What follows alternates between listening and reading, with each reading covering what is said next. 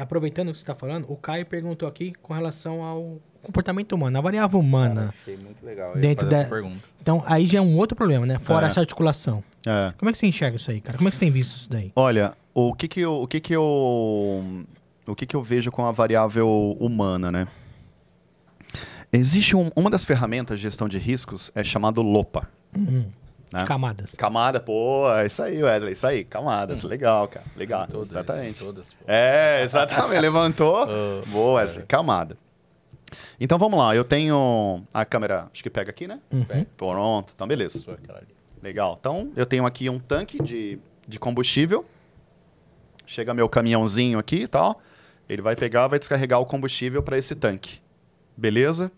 Então o que eu faço? Eu faço análise de risco e aí aqui eu vou enxergar quais são as possibilidades. Então, derramamento do tanque, né, que a gente chama de perda de contenção primária. Sim. E eu vou colocar salvaguardas.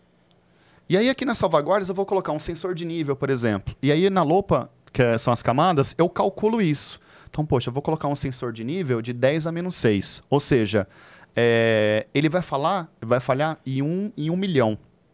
Então tem uma boa confiabilidade. Beleza? 10 a menos 6. E aí existem outros.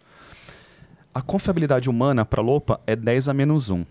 O que significa isso? Se um trabalhador faz uma atividade 10 vezes, uma vai ser diferente. Não necessariamente vai ser certa ou não necessariamente vai ser errada, mas vai ser diferente. Consequentemente, meu sistema fica vulnerável. Sim. Né? Então, essa questão humana para a gestão de riscos de itens críticos, toda vez que existe uma atividade humana onde esse ser humano está com poder de decisão, o teu sistema está vulnerável, porque a taxa de falha é 10 a menos 1. Ah, André, eu vou lá, vou treinar meu operador, vou colocar procedimento, papapá. Beleza, eu posso até subir a 10 a menos 2, ou seja, 1 a 100, mas mesmo assim pode ter falha. E esse caso, teve um caso recente que aconteceu exatamente isso. 3 tanques de um produto inflamável e aí esse operador aqui, ele sempre faz o seguinte, chega a carreta tem 20 metros cúbicos, ele olha qual dos tanques está vazio e aí vai lá e coloca essa carreta. Certo. Mesma coisa, taxa de falha humana, 10 a menos 1. Esse camarada aqui, operador, saiu de férias, chegou outro operador. Ele foi e colocou o produto justamente num tanque que estava cheio. Transbordou o tanque. Então, a gente precisa respeitar muito essa questão da confiabilidade humana neste quesito. E aí, eu vou trazer isso para a nossa vida pessoal. Poxa, quantas vezes a gente chega em casa, e em vez de colocar a chave lá no suporte, coloca em outro lugar? Foi uma falha. Essa falha que a gente fez de colocar a chave no lugar errado e esse operador que transbordou o tanque é a mesma. A diferença é que são consequências diferentes, mas foi a mesma falha humana. Então, eu como gestor de risco, eu sempre vou por essa linha. E eu tenho orgulho de compartilhar com vocês um caso que ocorreu comigo em 2016. Em 2016, eu fui fazer um RASOP no Canadá e Vancouver.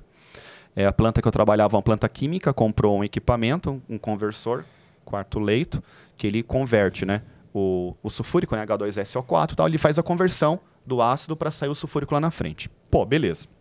E aí eu fui lá fazer o RASOP. Cara, quando eu cheguei lá, aí a gente começou a fazer o RASOP, análise de risco, e aí só o risco residual. Eu falei, a gente precisa mudar. Pô, mas como assim mudar? Aí teve uma questão, né? Pô, como assim um latino, um brasileiro vem falar que vai mudar nosso formulário? Eu falei, tem que mudar. Ah, mas por quê? Eu falei, porque a gente está falando só o risco residual. Melancia, né, Tiagão? Só que a gente tem que fazer o seguinte, a gente tem que pegar e colocar o risco puro. Pô, beleza. Aí começamos, cara, os caras vibraram. Falou, porra, velho. Risco puro, risco residual, aí começou. Beleza. Essa foi a primeira luta. A segunda luta foi a questão justamente humana. Ah, se a temperatura de 400 graus estiver passando ou estiver menor, o operador vai lá e regula a válvula. Falei, a gente não pode deixar na mão do operador. A gente precisa instrumentar isso. Vamos instrumentar, vamos colocar sensor de nível alto, high, alto, para... Tudo bem, o primeiro vai ser um alarme, vai lá no painel de controle. Só que se o operador está tomando um cafezinho, está tirando um cochilo, alguma coisa, o sistema vai ter que atuar. A gente vai ter que diminuir lá o soprador. Pô, mas o ser humano não faz... Pô, lógico que vai ter, taxa de falha 10 a menos 1.